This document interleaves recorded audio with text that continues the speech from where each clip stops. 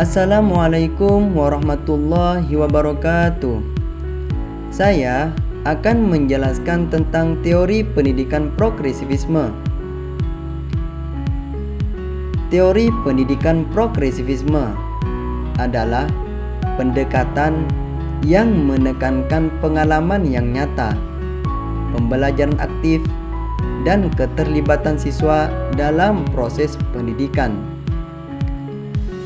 Dalam pendekatan ini, siswa belajar dengan cara yang aktif, seperti berdiskusi, melakukan eksperimen, atau memecahkan masalah nyata. Contohnya, jika belajar tentang lingkungan, siswa tidak hanya membaca buku, tetapi juga melakukan observasi ke alam, menanam pohon, atau berdiskusi tentang solusi untuk menjaga lingkungan.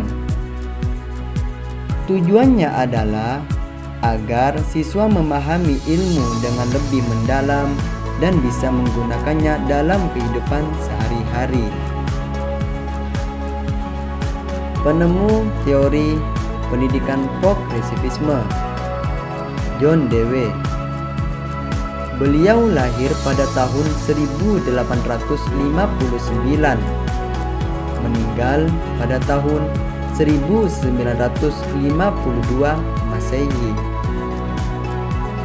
Seorang filsuf dan pendidikan asal Amerika Serikat.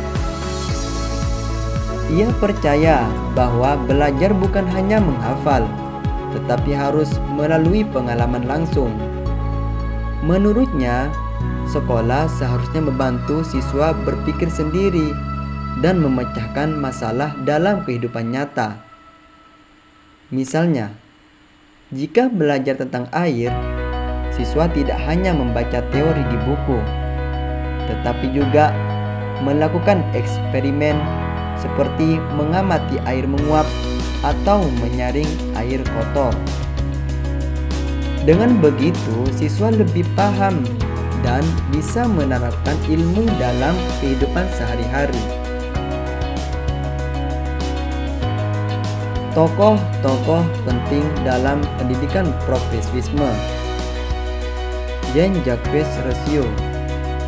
Beliau lahir pada tahun 1712 Masehi, meninggal pada tahun 1775 Masehi. Maria Montessori. Beliau lahir pada tahun 1870 Masehi, meninggal pada tahun 1952 Masehi. Francis Parker. Beliau lahir pada tahun 1837 Masehi, meninggal pada tahun 1902 Masehi. William Kilpatrick. Beliau lahir pada tahun 1871 Masehi, meninggal pada tahun 1946 Masehi. Paulo Freire. Beliau lahir pada tahun 1921 Masehi, meninggal pada tahun 1997 Masehi. Pendidikan berbasis pengalaman. Berikut prinsip utama pendidikan berbasis pengalaman.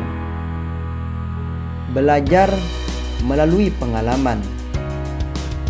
Siswa belajar dengan cara melakukan sesuatu, bukan hanya menghafal.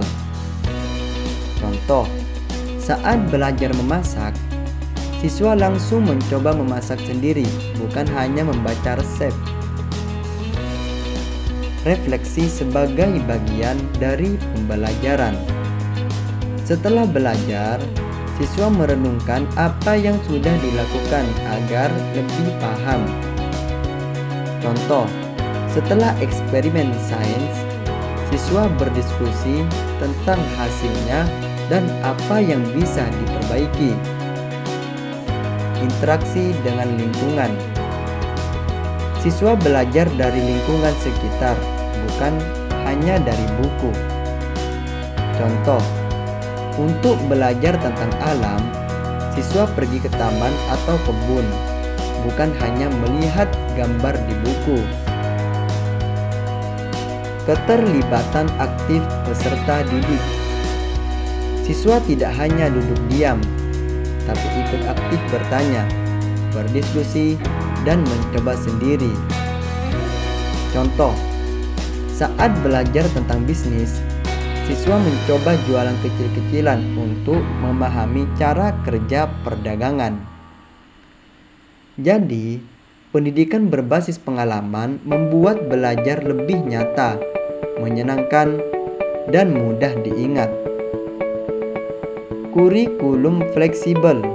Berikut prinsip utama kurikulum fleksibel.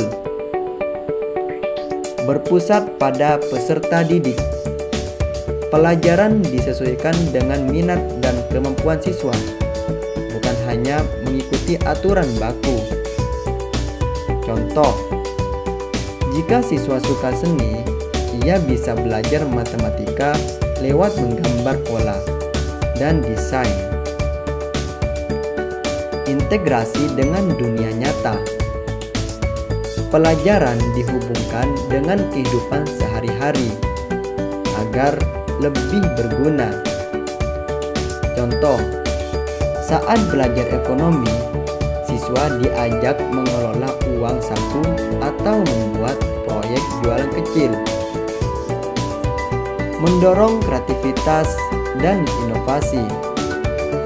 Siswa diberi kebebasan berpikir dan menciptakan ide baru, bukan hanya mengikuti teori.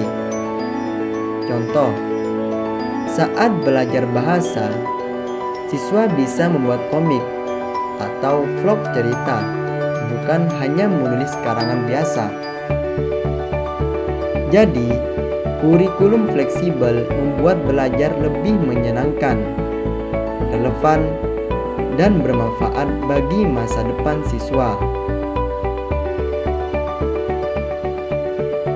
Kurikulum kontekstual. Berikut prinsip utama kurikulum kontekstual. Pembelajaran berbasis konteks. Siswa belajar dengan contoh dari kehidupan sehari-hari.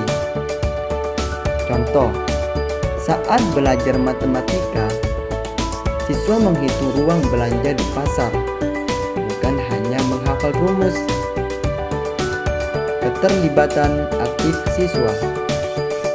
Siswa tidak hanya mendengar guru, tetapi juga ikut mencoba dan berdiskusi. Contoh, saat belajar sejarah, siswa membuat drama tentang peristiwa penting. Pembelajaran kolaboratif. Siswa belajar bersama dalam kelompok untuk saling bertukar ide. Contoh, saat belajar sains, siswa bekerja dalam tim untuk melakukan eksperimen dan membahas hasilnya. Lingkungan belajar yang mendukung.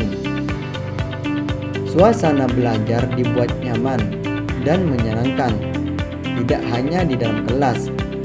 Contoh, siswa belajar tentang ekosistem langsung di taman atau kebun, bukan hanya lewat gambar di buku.